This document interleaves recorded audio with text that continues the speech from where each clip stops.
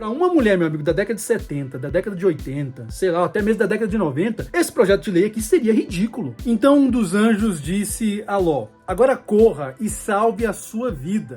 Não olhe para trás, nem pare neste vale. Fuja para a montanha, senão você vai morrer.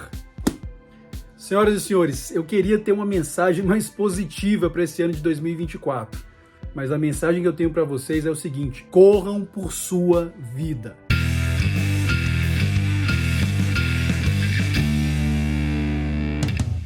Senhoras e senhores, sejam muito bem-vindos a esse canal. Espero que os senhores estejam muito bem.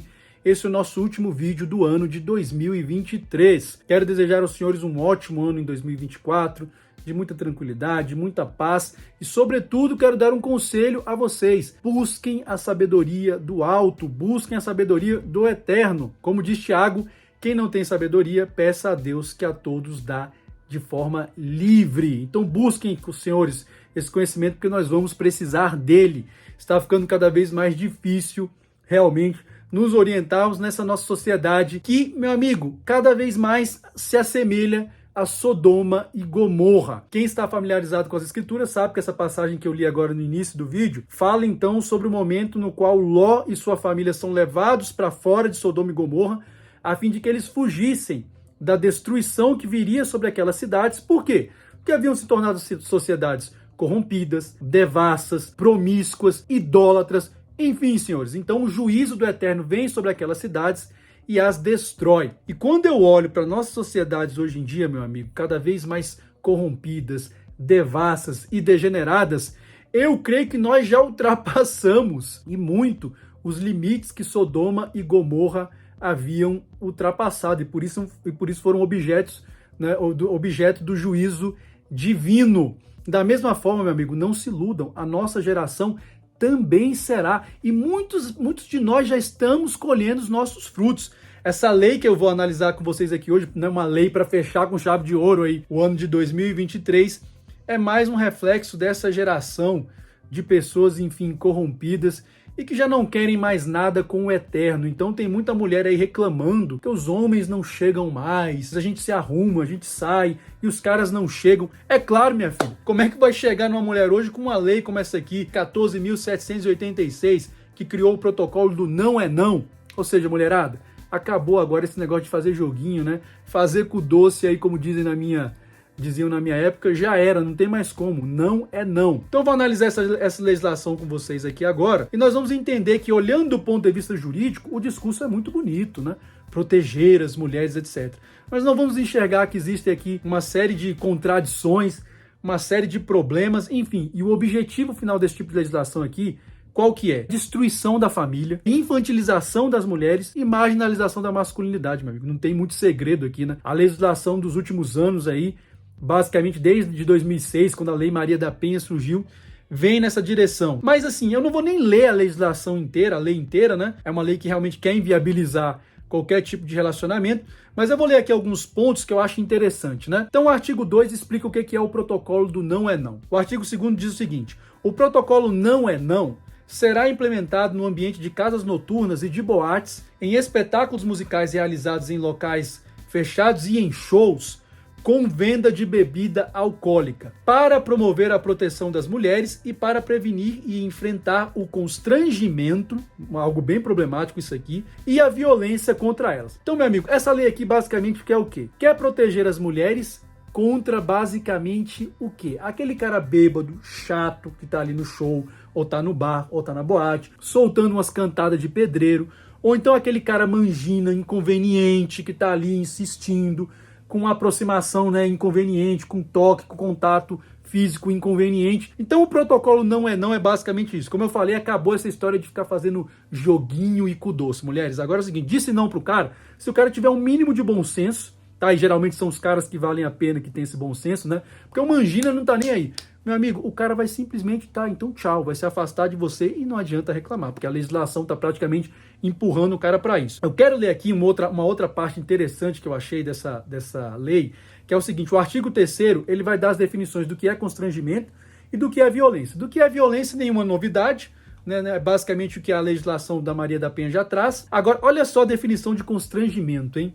Artigo 3º. Para os fins desta lei, considera-se, inciso 1º, constrangimento, qualquer insistência física ou verbal sofrida pela mulher depois de manifestada a sua discordância com a interação. Então vejam, nosso querido legislador, seguindo a tendência dos últimos anos de ter uma redação porca, né, tosca e subjetiva, acaba descrevendo aqui algo que é completamente impreciso. O que quer dizer depois de manifestada a sua discordância com a interação? É uma discordância que a mulher tem que ser expressa, é física, ela é tácita, vai ficar subentendido com o olhar da mulher atravessado, vai ser telepatia, o que vai ser? Então, você veja, é algo extremamente problemático. Agora, quando você lê o artigo 5º, que é o outro trecho da lei que eu quero ler antes de fazer alguns comentários mais gerais, você entende por que essas definições sempre têm que ser subjetivas, infringindo, meu amigo, qualquer tipo de redação, de técnica de redação, que tem que evitar a subjetividade. Essa lei, verdade seja dita, não tem cunho penal, mas ela pode sim ter um reflexo na esfera penal, afinal de contas ela fala de violência, enfim. Agora veja o que diz o artigo 5º. Artigo 5º, são direitos da mulher, certo? Direitos da mulher. Inciso 7º, é um direito da mulher. Definir se sofreu constrangimento ou violência para os efeitos das medidas previstas nesta lei, né? Dentre outras, né? O cara pode ser expulso do estabelecimento ou pode ser, inclusive, conduzido a uma delegacia, eventualmente. Então vejam, é um direito da mulher definir se ela sofreu constrangimento ou violência. Quer dizer, não interessa o que as testemunhas vão dizer, não interessa o que o próprio sujeito ali que está sendo acusado, né, de constrangimento ou de violência vai dizer, não interessa aquilo que o circuito de imagem eventualmente vai dizer, porque a mulher pode alegar que, né, não teve captação de áudio, então vocês não sabem o que ele estava me dizendo, enfim. Ou seja, fica a cargo da donzela, da florzinha, definir se ela estava sofrendo constrangimento ou não. Isso aqui destrói até mesmo a ideia daqueles caras, né, que né, tem muito cara que dizia, não quero mais saber de relacionamento sério, agora eu só quero saber de coisa casual. Meu amigo, mesmo relacionamento casual está inviável hoje. Nós estamos caminhando para a sociedade onde o sujeito vai ter que se transformar num monge, ou vai ter que se conformar com o quê? Pornografia, realidade virtual, os robôs e os androides sexuais que estão por vir. Veja que está tudo conectado, como eu sempre falo, porque relacionamento com mulheres de carne e osso vai ser algo cada vez mais inviável, meu amigo. A não ser que o cara tenha uma profunda visão espiritual, uma profunda visão transcendental sobre família, sobre casamento. Meu amigo, meu conselho para você é o seguinte: não se relacione mais, quer de forma séria, quer de forma casual, porque isso está se tornando inviável. Aí eu pergunto pra vocês, tem como criticar o pessoal Red Pill? Porque, não, são homens fracos, são homens misóginos, são homens que não gostam de mulher, são homens fracassados. Não, meu amigo, o sistema jurídico é um sistema misândrico. Não tem como negar isso. E uma das funções da Red Pill é exatamente alertar os homens sobre isso. Não tem como dizer que os caras estão errados. É por isso que eu, de fato, defendo essa filosofia aqui. Não concordo 100% com tudo, mas com boa parte, sim. Está se tornando inviável do ponto de vista jurídico, do ponto de vista social, um relacionamento entre homens e mulheres. E aqui a gente vai então, para as esferas mais profundas de análise, né? Uma primeira análise aqui, essa um pouco mais irônica. Esse tipo de projeto de lei aqui visa o quê? Infantilizar as mulheres e fortalecer o patriarcado do Estado. É o que eu tenho dito nesse canal aqui há muito tempo, né? O Estado hoje é o marido e o pai das mulheres. E o pessoal Red Pill, não apenas eu, né? Muitos homens alertam sobre essa questão aqui. Então é basicamente isso. Porque veja, para uma mulher, meu amigo, da década de 70, da década de 80, sei lá, até mesmo da década de 90, esse projeto de lei aqui seria ridículo. A mulher tá numa casa de show, tá numa festa, tá num bar, enfim, e um bêbado inconveniente chega perto dela e começa a dar cantada, ou começa a falar coisas inconvenientes, ou mesmo aquele mangina, né? Aquele escravoceta ali, inconveniente, com contato físico, enfim, inoportuno. Meu amigo, o que a mulher ia fazer? Eu repeli o cara, né? O cara segurando o braço dela, ia puxar o braço dela, ia seguir o caminho, ia gritar com o cara, ia mandar o cara para aquele lugar, sei lá, ia empurrar o cara e ia seguir o caminho dela. Porque eram mulheres, as feministas da primeira e da segunda onda, ainda eram mulheres que queriam realmente levar a sério essa ideia de igualdade entre os sexos, acabar com essa frescura de que a mulher é uma flor, né? Como foi defendido pelo romantismo e pelo cavalheirismo, que a mulher tem que ser colocada numa redoma e ser protegida. Não, as mulheres queriam ir pra pancada. Agora, essas feministas de terceira onda, que se dizem as empoderadas, que continuam a defender a igualdade, elas estão se tornando florzinhas aqui, ó. É uma florzinha frágil. Ele tava me dando uma cantada de pedreiro, falando besteira pra mim, por favor, eu vou acionar o estabelecimento. A mulher vai estar ali no ambiente, num bar às vezes, vai estar num show, cheio de bebida alcoólica. Meu amigo, é claro que vai ter bêbado inoportuno, é claro que vai ter mangina ali enchendo o saco, Agora não, o Estado vai intervir criando um protocolo para você acionar as pessoas, para que elas te protejam. Ou seja, é ou não é infantilizar as mulheres? Claro que é infantilizar, meu amigo. Uma Simone de Beauvoir olharia para isso aqui e riria da cara dessas feministas. Ou seja, as feministas de primeira e segunda onda ririam, zombariam dessas feministas de terceira onda que se dizem as empoderadas. Mas, na verdade, tudo que elas conseguem é com base no Estado. Criticam o patriarcado, mas dependem do patriarcado estatal. Enfim. E outra coisa, é uma grande contradição também nessa questão de igualdade do sexo. Não é uma grande falácia. Porque, meu amigo, eu, como homem, já passei por situações de mulher enchendo o saco, porque a mulher estava um pouco bêbada, faz uma abordagem desnecessária, às vezes quer um contato físico que você não está ali disposto a isso no momento. Meu amigo, sim, mas eu vou repelir essa mulher e acabou, já aconteceu. Agora eu vou ficar acionando um estabelecimento, não porque não, a mulher está violando a minha intimidade, eu estou me sentindo constrangido. É engraçado, nessa hora o discurso de igualdade, ele vai para o ralo, né? Mas enfim, senhores, agora tem uma segunda função que também é óbvia e não é nenhuma novidade com essa legislação, mas ela só vem reforçar, é mais uma pecinha nesse quebra-cabeça, que é o quê? A marginalização dos homens. Os homens são todos os vilões que ficam constrangendo as mulheres, praticando violência em bares, em casas de show, em festas, etc, etc. Ou seja, vamos destruir a masculinidade, vamos marginalizar os homens. E por que isso é importante? Porque reforça o poder nas mãos do Estado. Não existe uma sociedade onde os homens sejam respeitados, os homens tenham prestígio, sejam levados em consideração como líderes dessa sociedade, que o Estado consiga concentrar poder nas mãos dele, meu amigo. Não consegue. Por isso é fundamental destruir a masculinidade. Então, o protocolo não é um protocolo contra os homens tóxicos e invasivos, contra aquele bêbado chato que tá caindo pelas tabelas e fica dando aquelas cantadas de pedreiro, ou então contra aquele mangina inconveniente que fica lá enchendo o saco das mulheres, pelo amor de Deus, né? Mas enfim, vamos marginalizar os homens, porque todos eles são abusivos, né? O discurso, infelizmente, a gente sabe que é isso. E por fim, senhores, e é preciso ter os olhos espirituais abertos para enxergar principalmente esse terceiro objetivo: a destruição da família. É inviabilizar o relacionamento entre homens e mulheres, meu amigo, porque é exatamente para esse cenário que a gente está caminhando, como eu falei há pouco. Se o sujeito não tiver uma visão muito transcendental de família e de casamento, né, como um projeto realmente fundamental, meu amigo, se relacionar hoje em dia está se tornando algo cada vez mais arriscado.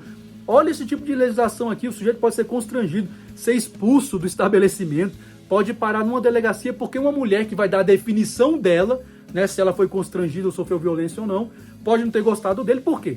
Porque ele não era um cara bem afeiçoado, não era um cara ali bem aparentado, né, não estava com a chavezinha de uma BMzinha ou de uma Mercedes à vista. Então, para esse cara aqui, não, esse cara aqui pode tudo. Para ele é sim, né? Agora o Miqueinha, o bêbado inconveniente ou o mangina chato, aí não é não. Então, meu amigo, nós caminhamos para esse cenário, para um cenário que vai inviabilizar cada vez mais que homens e mulheres se relacionem e que, portanto, desenvolvam famílias, né? Porque o relacionamento entre um homem e uma mulher, ou entre homens e mulheres, como eu defendo aqui no canal, é a base de uma família, e a família é a base de uma sociedade. Se você quer destruir a sociedade, você tem que destruir a família. E se você analisa todas essas distopias, né? 1984, Admirável Mundo Novo. Recentemente eu estou terminando de ler o Walden 2 lá do Skinner, né, que é um pouco menos conhecido. Ele tem um aspecto um pouco mais até utópico do que distópico, mas também existe o quê? Um programa de destruição da família. Isso é uma agenda progressista, isso é uma agenda da esquerda hoje. Há pouco tempo eu indiquei para vocês aqui um livro do Engels, que foi escrito com material em colaboração com Marx, né, apesar do Marx já estar morto à época, onde ele deixa claro que a destruição da família é um dos objetivos do marxismo. Porque eles acreditam que a família, enfim, faz parte da sociedade burguesa, de base capitalista, etc, etc. E esses caras nem escondem mais isso hoje em dia. Hoje tem esse pessoal do movimento LGBT, do pessoal de ideologia de gênero, eles já falam abertamente que o objetivo é destruir a família. Quando dizem pra gente, o movimento LGBT quer acabar com a família, a gente entrou numa lombra dos 90 pra cá de se colocar numa posição defensiva, de dizer não, a gente não quer destruir a família nenhuma, não. A gente só quer amar, né? Ou não, a gente não tem nada a ver com promiscuidade, não. A gente até casa, a gente até tem filhos, a gente até constitui família. E isso é de um retrocesso político violento, que violenta inclusive a história de constituição do movimento LGBT na América Latina. Violenta a história dos ganhos e lutas feministas na América Latina. Então cabe a radicalização nossa também de afirmar com todas as letras o que é uma estratégia política crítica antissistêmica. Porque vocês querem destruir a família. Sim. Queremos. E esse tipo de legislação aqui, meu amigo, vem exatamente ao encontro desses anseios. Tudo isso visando o quê? Uma sociedade onde as pessoas não criem mais vínculos entre si, porque a família ainda é um vínculo muito forte. A ideia é que o homem se torne um ser cada vez mais atomizado na sociedade. Por quê? Porque aí o Estado pode exercer maior controle e maior domínio. E a gente sabe que a agenda antimessiânica é uma agenda de controle, meu amigo. É uma agenda de domínio.